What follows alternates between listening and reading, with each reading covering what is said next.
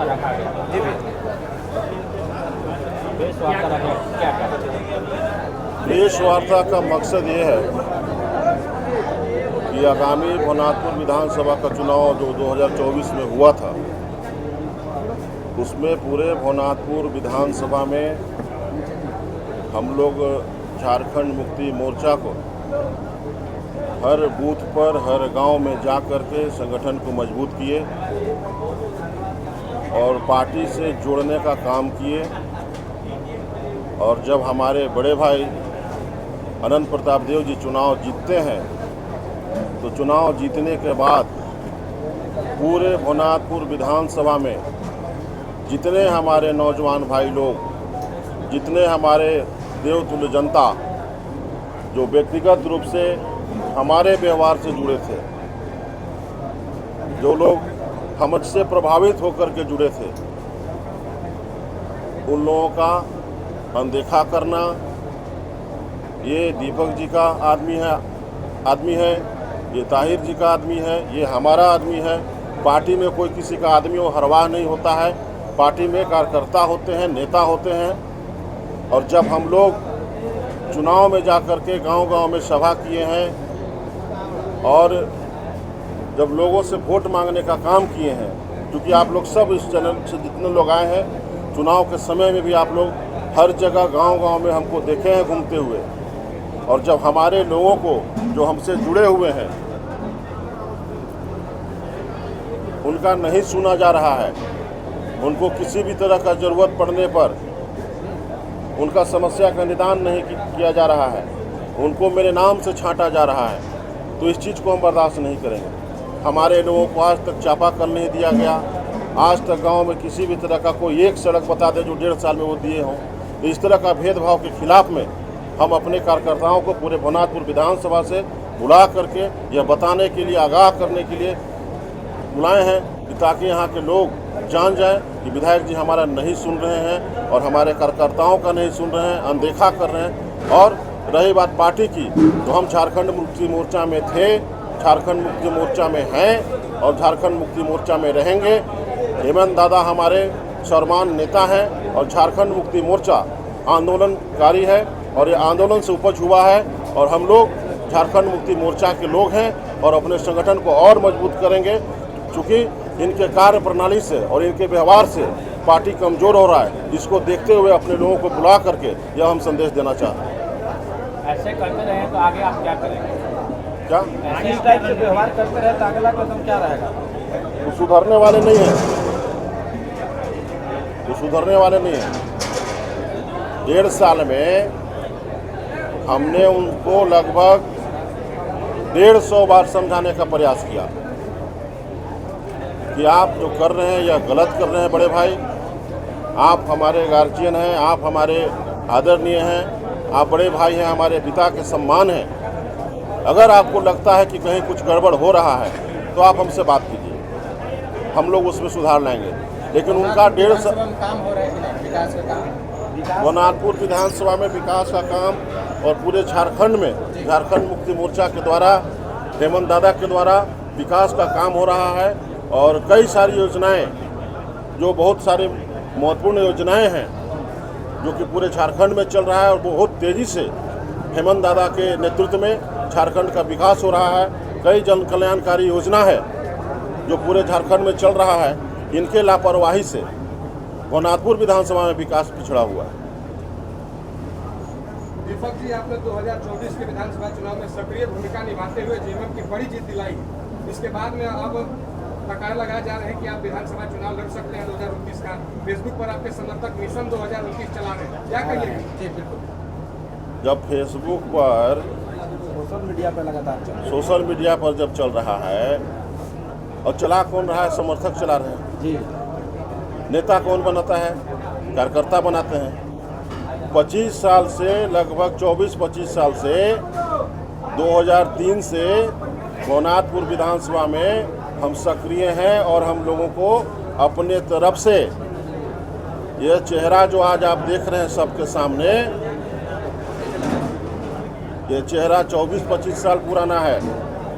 ये महीना 2 महीना का चेहरा नहीं है जो राजनीति में हम आए हैं। और 24-25 साल में दीपक प्रताप जी ने सहयोग करने का काम किया है। अब रही बात चुनाव की, तो जो सोशल मीडिया पर आप देख रहे हैं और जो जिस तरह से गाँव में हम जा रहे हैं, तो जिस तरह से लोग इनको नकार रहे हैं, निश्चित रूप से पार्टी प्लेटफॉर्म पर हम बात को रखेंगे और हम झारखंड मुक्ति मोर्चा के ही उम्मीदवार होंगे। हम पार्टी से निश्चित रूप से मांग करें कि आप सर्वे करा लीजिए कि जनता किसको चाहती है।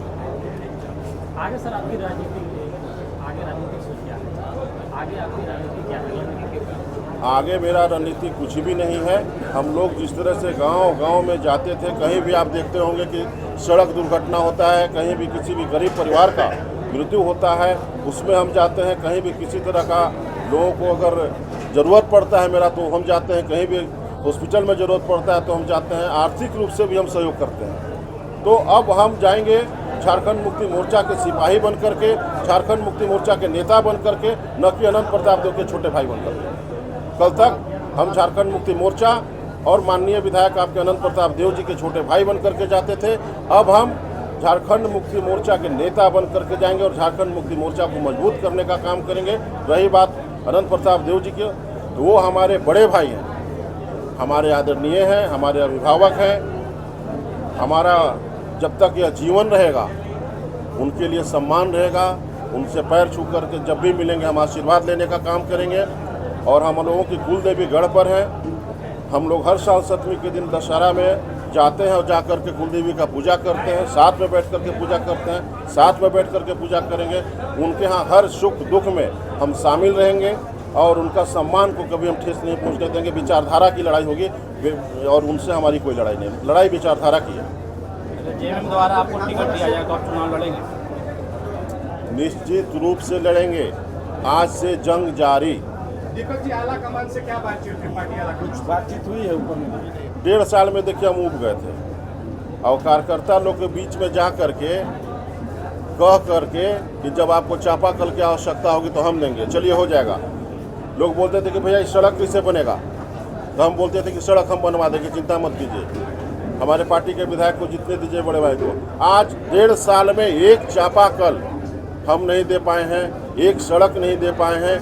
एक कार्यकर्ता के कहने पर किसी भी गांव में, पूरे भवनाथपुर विधानसभा में, चूँकि वहाँ पर कहा जाता है ना कि जो भी करेंगे हम स्वयं करेंगे। हमारे लोग, हमारे भाई और जो भी लोग जाकर के हमारे नाम पर वोट मांगने का काम किया, हम नहीं देंगे। चूँकि हम सीधे अपने से देंगे तो लोग हमसे जुड़े रहेंगे। हम लोगों को दफनाने की कोशिश की जा रही है, हमको दफनाने की। लोग, मेरा जो लोकप्रियता बढ़ रहा है उसको देख करके दफनाना चाहते हैं। आप लोग को ऐसा लग रहा है कि आप लोग का राजनीतिक करियर को दफनाया जा रहा है? अरे भैया, राजनीतिक करियर को कैसे कोई दफना देगा हमारे जैसे लोगों को? हम लोग संघर्ष करने वाले लोग हैं। आज तक आप लोग इतना दिन से मात्र आप लोग जो भी लोग हैं, आप लोग इस तरह का प्रेस वार्ता कभी नहीं देखे होंगे। पूरे भवनाथपुर विधानसभा के क्षेत्र के हर प्रखंड से लगभग कार्यकर्ताओं को हमने सूचना दिया और लोग हमारे कहने पर आए। एक विधायक के खिलाफ में खड़ा होना पार्टी में रहते हुए बड़ा मुश्किल चीज़ है, आप लोग समझते होंगे। लेकिन हम लोग घुटना टेकने वाले लोग नहीं हैं। क्षेत्र की जनता के बीच आप किस रूप में खड़े होंगे? क्या लेकर जाएंगे जनता के बीच? क्या करेंगे? क्षेत्र के जनता के बीच में हम लोग उनके हर सुख दुख में शामिल होंगे। झारखंड मुक्ति मोर्चा को हर बूथ पर हम लोग संगठन को बनाएंगे और उसको मजबूत करेंगे। और जहां भी गरीब लोगों के साथ में अन्याय होगा, शोषण होगा, उनका किसी भी काम में बाधा होगा, उसको खड़ा होकर के हम लोग कराने का काम करेंगे।